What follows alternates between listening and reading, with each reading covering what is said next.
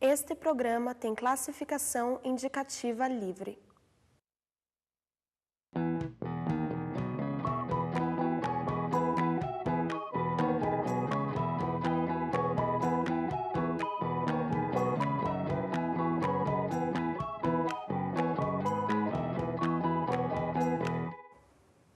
Olá, este é o programa Sem Brincadeira, onde falamos sobre crianças e adolescentes numa parceria do Grupo Dedica e da TV da UFPR. Hoje vamos falar sobre leis e conosco, Procurador de Justiça, Dr. Olímpio Sotomayor. Dr. Olímpio, a gente sempre fala de leis, de direitos da criança e da adolescência, do adolescente, da prioridade absoluta, e daí a gente pensa no Estatuto, né? Uma lei de 1990, que o senhor participou, né, nessa elaboração. E como o senhor vê esses 22 anos de Estatuto, uma lei que é reconhecida internacionalmente, como vê ele na prática? Eu acho que, tratando-se do ordenamento jurídico brasileiro, era bom fazer o registro que a nossa Constituição de 1988, pela primeira vez na nossa história constitucional, estabeleceu um capítulo tratando da infância e da juventude, né? Sim. O artigo 227 traduz a doutrina da proteção integral, né, cuja tese fundamental é exatamente no sentido de que incumbe à lei prever a possibilidade do exercício dos direitos fundamentais pelas crianças e adolescentes. Então, a Constituição de 1988, no seu artigo 227, vai estabelecer ser dever da família, da sociedade e do Estado assegurar às crianças e adolescentes o exercício dos seus direitos fundamentais, a vida, a liberdade, a convivência familiar e comunitária, a saúde, a educação, o lazer, a profissionalização. Mas o legislador constituinte fez mais do que isso. Disse que o asseguramento desses direitos deve se dar como prioridade absoluta.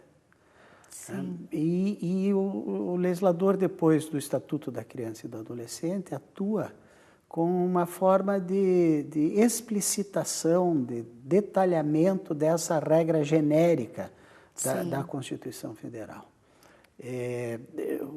Houve é bom que se diga, né, que antes até da Constituição houve um grande movimento dos atores, daqueles que atuavam na área da infância e da juventude, reclamando especialmente do fato de que o Código de Menores, que embora se apresentasse como uma legislação protecionista, assistencial, né, tutelar das crianças e adolescentes, não tinha, o legislador do Código de Menores não tinha previsto os direitos da população infanto-juvenil. E por isso mesmo, quando na Justiça de Menores, né, se recebiam crianças e adolescentes em situação de risco pessoal, familiar ou social, nós não tínhamos a resposta adequada. Eu digo nós porque eu experimentei a angústia da impotência de ser promotor de justiça na então vara de menores infratores daqui de Curitiba. Sem instrumentos realmente para proteger ou levar a uma condição melhor essa criança ou adolescente. Poder interferir positivamente na realidade daquela criança, né? De um lado, a Justiça de Menores atuava aplicando medidas de internação, né? E daí a proliferação das FEBEMs da vida, né? Que se transformaram em depósitos de crianças e adolescentes indesejados nas suas comunidades, né? Lembrando que o Código de Menores permitia a privação de liberdade até quando não havia prática de um ato infracional. Sim, até por questão social, não era mesmo? Social e se colocava como uma das situações irregular. Né? O Código de Menores é elaborado a partir da doutrina da situação irregular. E uma das situações irregulares prevista na lei era no caso de desvio de conduta decorrente de grave inadaptação familiar ou social. Quer dizer, qualquer pessoa em peculiar fase de desenvolvimento poderia se enquadrar aí. Daí nós vimos, né, enfim, a internação em unidades de regime fechado de crianças e adolescentes, como eu disse, que não deveriam estar lá. A regra hoje é, ainda que tenha havido a prática de um ato infracional, é só excepcionalmente, né? Só quando as outras medidas em meio aberto não se mostrarem adequadas para atender às necessidades pedagógicas desse adolescente. Enfim, a regra era a internação em unidades de regime fechado, e, de outro lado, diante da situação de pobreza, né, em relação às famílias empobrecidas, despossuídas, era a destituição do pátrio poder e a colocação em família substituta. Né, como se os pobres não tivessem direito a exercitar a paternidade, a maternidade. Inclusive, na época, um grande movimento no sentido da adoção internacional, né? Que era, na verdade, a deportação das nossas crianças e adolescentes. Retiradas dos seus pais por questão social.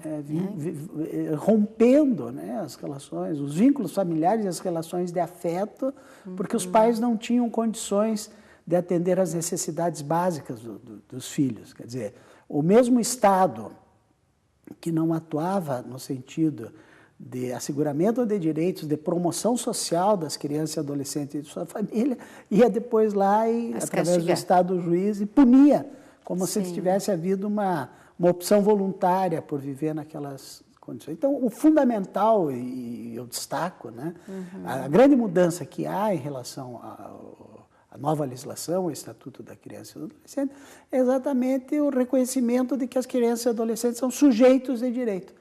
Não meros objetos de intervenção do Estado, mas sujeitos do direito, e que, de regra, em quase todos esses direitos, o Estado tem o dever institucional e indelegável de fazer o asseguramento. Pois é. Quando a gente pensa nisso, né, e que seria prioridade absoluta, eu já escutei falas suas, que a prioridade deveria começar no orçamento. Sem dúvida. Né? Então, e como fica isso? Esse princípio da prioridade absoluta, contido no artigo 227 da Constituição Federal, depois é explicitado, né, pelo legislador do Estatuto da Criança e do Adolescente, que vai falar da preferência no atendimento dos serviços públicos e nos serviços de relevância pública, vai falar da preferência na formulação e na execução de políticas públicas. E destaco eu sempre, né, a destinação privilegiada de recursos para a área da infância e da juventude. Né? A reprodução daquela ideia de que o lugar de criança é na família, que é a principal agência de socialização do ser humano, é o espaço de afeto, né? Que o lugar de criança é na escola, que é o espaço adequado, como diz o texto constitucional, é o espaço adequado para o desenvolvimento pessoal, de capacitação para o trabalho e de preparo para o futuro exercício da cidadania. E nós temos repetido que o lugar de criança é nos orçamentos públicos, né? Porque de nada vale o melhor dos discursos a favor das crianças e adolescentes, e todos fazem, né? Agora mesmo nós estamos num período aí pré-eleitoral, né? Vamos ver os candidatos com criancinhas ao colo, beijando as criancinhas, né? Simbolizando o compromisso, né, dele, candidato, com as crianças e adolescentes. Só que isso precisa ser medido na prática, especialmente através das leis orçamentárias. Quer dizer, a verificação da canalização dos recursos para a implementação de uma política consequente para a infância e a juventude em todos os níveis, né? No município, no Estado e na própria União. Lembrando que talvez a melhor das inovações do Estatuto da Criança e do Adolescente tenha sido exatamente no capítulo onde se traça uma nova política de atendimento à infância e à juventude, determinando que em todos os níveis, né, se instituam os conselhos dos direitos da criança e do adolescente, enquanto órgãos deliberativos da política de atendimento à infância e à juventude, com a observação de que esses conselhos, conforme expressamente previsto na lei, devem ter composição paritária, né, com representantes de órgãos públicos com atuação na área da infância e da juventude, e em igual número com representantes de entidades da sociedade civil organizada que atuem, né, diretamente no atendimento ou na defesa dos direitos da criança e do adolescente. Então, acho que uma das pilastras básicas do Estatuto, em termos de importância, é exatamente a projeção de uma nova política de atendimento à infância e à juventude, que passa a contar com a participação da sociedade civil, com a participação da sociedade civil organizada, né? Com a participação da sociedade nos conselhos tutelares, que são espaços administrativos para atendimento direto, fiscalização de todo o sistema e atendimento direto de crianças e adolescentes em situação de risco, pessoal, familiar ou social, e, por outro lado, os conselhos dos direitos como órgão oficial da formulação da política de atendimento à infância e à juventude. E será que aqui nós seria o CONTIBA, sim, em Curitiba, o CONANDA, o conselho, o SEDECA e o CONAN, né? O Conselho Municipal de Curitiba, né? Todo município deve ter, todos do Paraná têm um Conselho Municipal dos Direitos da Criança e do Adolescente, o Conselho Estadual e o Conselho Nacional. Será que os políticos que hoje, né, se candidatam, eles sabem disso e os conselhos também sabem que eles são órgãos deliberativos? Não há dúvida de que, enfim, não se altera, né, uma concepção política assim tão rapidamente a partir da lei, né? Ainda mais se tratando de uma realidade como a nossa, de uma hipertrofia, especialmente a partir da Revolução, da ditadura militar, um hipertrofismo do Poder Executivo, né? Então, você chegar ao chefe do Poder Executivo e dizer que ele tem que compartilhar o poder, e que tem que haver uma gestão compartilhada do poder na área da infância e da juventude, ainda é algo que não está bem absorvido pelos governantes e, às vezes, nem bem absorvido pela própria sociedade civil organizada que participa desses conselhos, que também não acostumados com a ideia de uma democracia participativa, né? Sim. Somente a Constituição de 1988 também, pela primeira vez, portanto, na nossa história constitucional, se fez menção à democracia representativa e também à democracia participativa, né? A ideia de que todo o poder emana do povo, que o exercerá, a ideia não, comando, né? No sentido de que todo o poder emana do povo, que o exercerá através dos seus representantes eleitos ou diretamente nos termos dessa Constituição, né? Os conselhos dos direitos são espaços portanto, de democracia participativa, de exercício direto do poder pelo povo na formulação das políticas para atendimento à infância e à juventude. Nem os governantes absorveram ainda bem essa ideia, nem também as entidades se reconhecem empoderadas, né, com essa possibilidade de mudar a realidade do município, do Estado ou da própria União, traçando uma política consequente de acordo com um diagnóstico que deva se realizar da situação da infância em cada localidade. Certo. A gente vai fazer um pequeno intervalo e a gente volta já já. E continuamos com o nosso tema, as leis em relação à infância e adolescência, em especial o Estatuto da Criança e do Adolescente, com o Dr. Olímpio Sotomayor. Voltamos já já.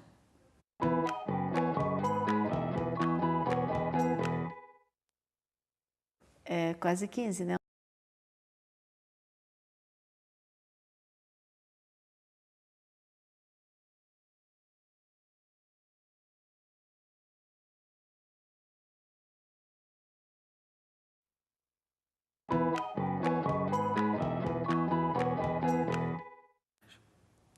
Olá, estamos de volta com o programa Sem Brincadeira e falamos hoje sobre as leis, Estatuto da Criança e do Adolescente, com o Procurador de Justiça, Dr. Olímpio de Sá Sotomayor. Então, doutor Olímpio, falávamos dos conselhos, dessa dificuldade tanto de um reconhecimento do Executivo, como do Conselho ter esse empoderamento, né? Se reconhecer também no direito, nessa luta pela criança e o adolescente. Há que se destacar nesse contexto, né, que felizmente hoje as decisões dos tribunais superiores são exatamente no sentido de reconhecer os conselhos dos direitos como espaços deliberativos, né, da política de atendimento à infância e à juventude.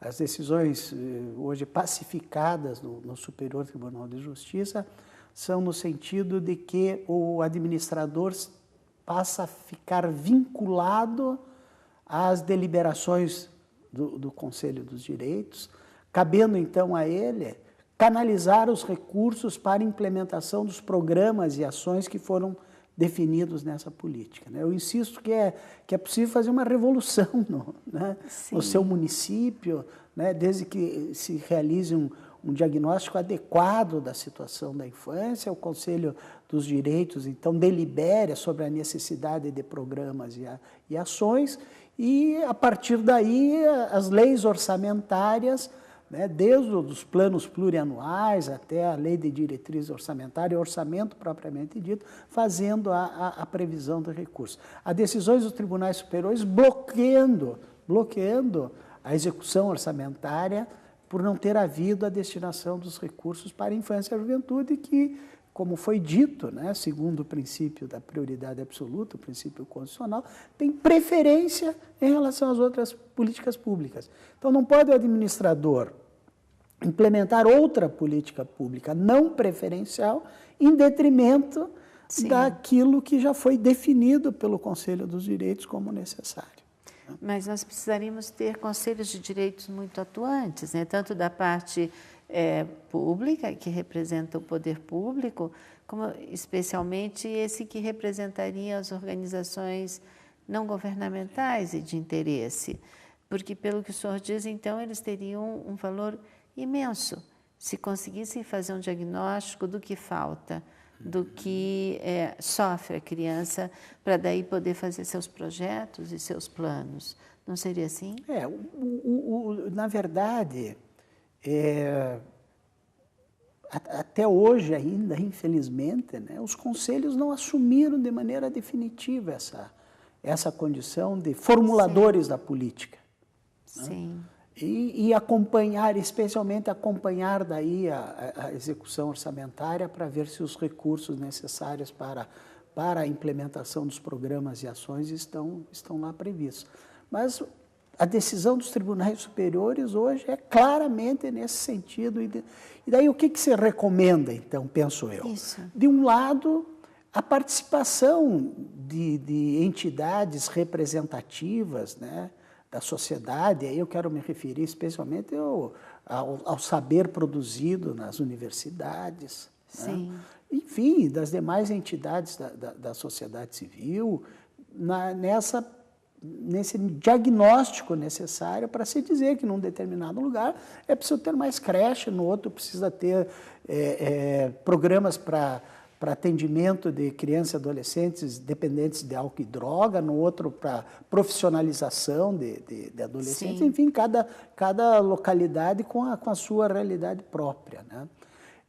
Para além disso, me parece importante também que se tenha sempre, e aí a sociedade civil, o movimento da sociedade civil aberta à participação de todos, um fórum de defesa dos direitos da criança e do adolescente, onde neste fórum possam ser orientados, especialmente os conselheiros representantes da sociedade civil organizada, orientados sobre os temas mais significativos, sobre saúde, sobre educação, sobre orçamento, etc. Eu acho que esse movimento é importante. Um outro movimento importante é que os próprios secretários ou ministros das áreas de interesse direto da infância e da juventude, me refiro por todos, por exemplo, a saúde, educação, assistência social, que eles próprios reconheçam lá no Conselho de Direito espaços para tornar prevalente a sua própria política pública. Quer dizer, é evidente que há quando da repartição dos orçamentos públicos, há um embate entre várias políticas públicas.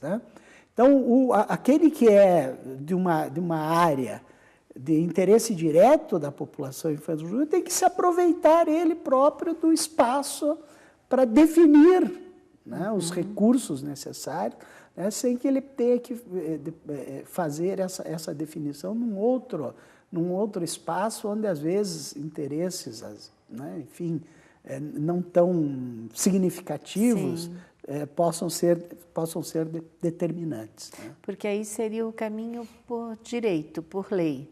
Mas talvez precisasse um pouco mais de capacitação dessas pessoas que ali estão, tanto do poder público como da sociedade civil, do que eles representam e até onde eles podem ir.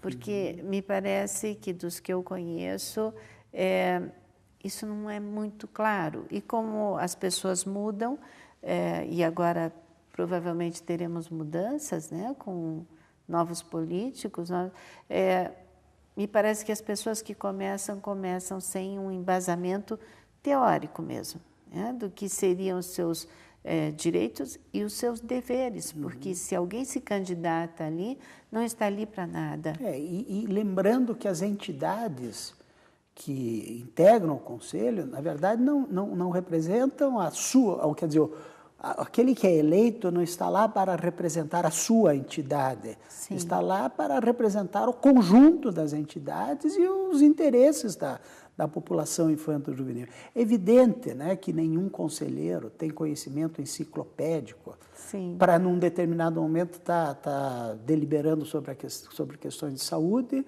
e depois de uma outra reunião sobre questões de educação e deliberando sobre orçamento público. Então, é importante a capacitação e eu acho importante também que haja essa possibilidade de uma retaguarda, de um fórum aberto, onde se possa convidar especialistas. Vai se discutir sobre saúde na próxima reunião do Conselho. Então, o fórum convida, né, reúne especialistas da matéria que possam servir, então, de apoio, né, de subsídio para a atividade dos conselheiros. Sim, até para que se tenha o que existe de melhor a respeito daquilo. Então, convidar os especialistas que possam... Porque você falou bem, não se pode entender de tudo.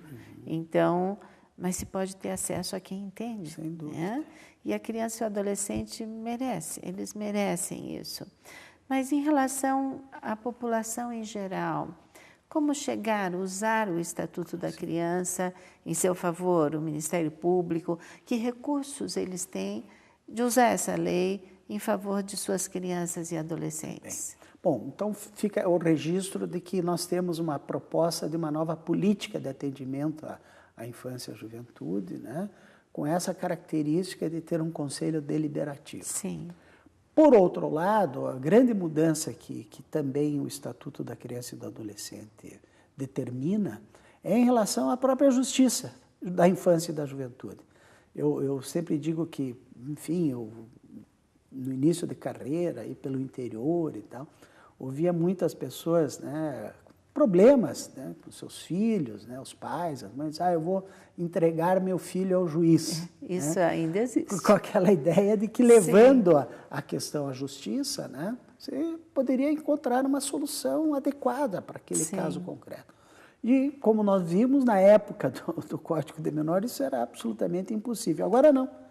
Agora, levar a questão à justiça, levar a questão ao Ministério Público ou ao Poder Judiciário, pode ser mesmo a solução para aquela situação de risco experimentada ou de violação de direito, né, experimentada pelas crianças e adolescentes. Em primeiro lugar, o destaque de que o Ministério Público passou a ter a incumbência, né, de fazer a defesa dos direitos da criança e do adolescente. É dever de ofício, é dever funcional de todos os promotores de justiça, em todos os municípios, né, e em todos os municípios do Estado, há um promotor de justiça responsável pela área da infância e da juventude, e que, portanto, vai atuar gratuitamente, sem cobrar nada, sem que a pessoa tenha que pagar custas processuais ou pagar honorários de advogado, porque o promotor de justiça é um funcionário público, é um servidor público, né? Então, atua gratuitamente para o asseguramento dos direitos da criança e do adolescente. Isso pode ser dado em relação a direitos individuais também, e como também em relação a direitos coletivos né?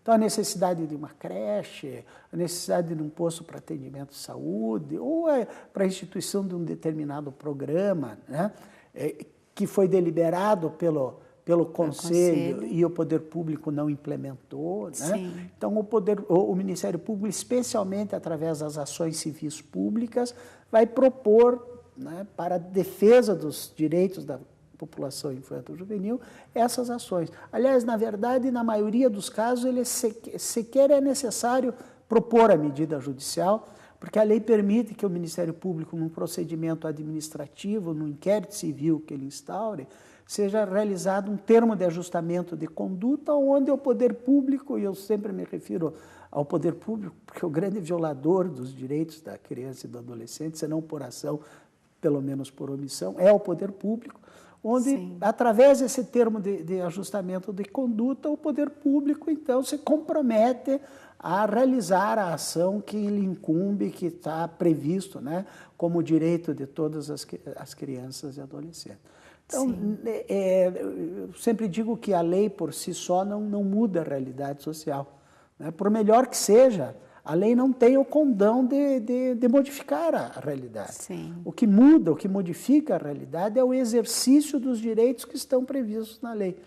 Então, seria importante que a população tomasse conhecimento do Estatuto da Criança e do Adolescente, dos direitos que estão lá previstos para os seus filhos e buscasse, quando fosse o caso, o próprio Ministério Público para que ingressasse com as medidas administrativas ou judiciais necessárias. Lembrando também que, nesse contexto, também por criação do Estatuto da Criança e do Adolescente, hoje nós temos os conselhos tutelares, que são pessoas da comunidade, escolhidas pela própria comunidade, e que atuam exatamente para atender diretamente essas crianças e adolescentes que estão em situação de risco pessoal, familiar, social. Então, muitas das questões são resolvidas já no âmbito do Conselho Tutelar, sim, sem sequer ser necessário recorrer ao promotor de justiça e este recorrer à Justiça da Infância e da Juventude.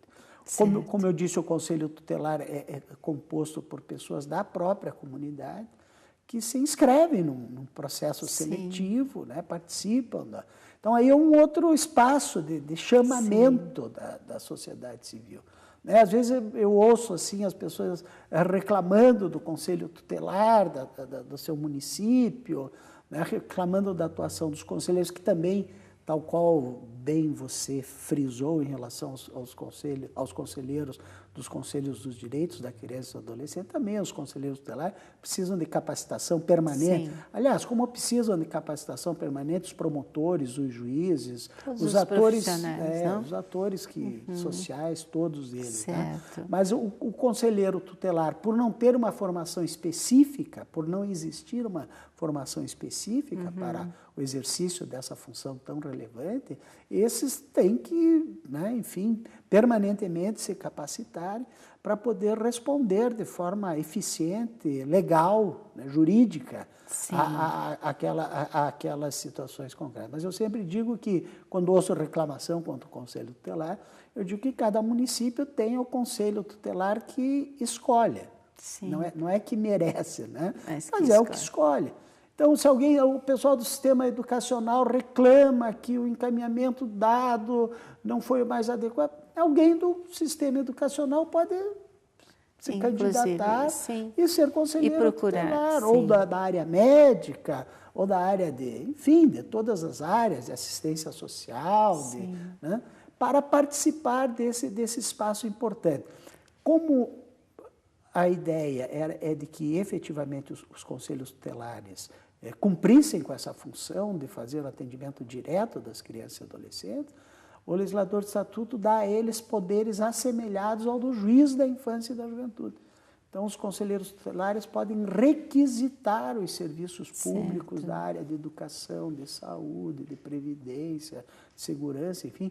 Ele não faz um requerimento, uma solicitação, ele requisita os serviços públicos para a execução das medidas que aplica, O conselheiro tutelar, portanto, requisita os serviços públicos. Certo.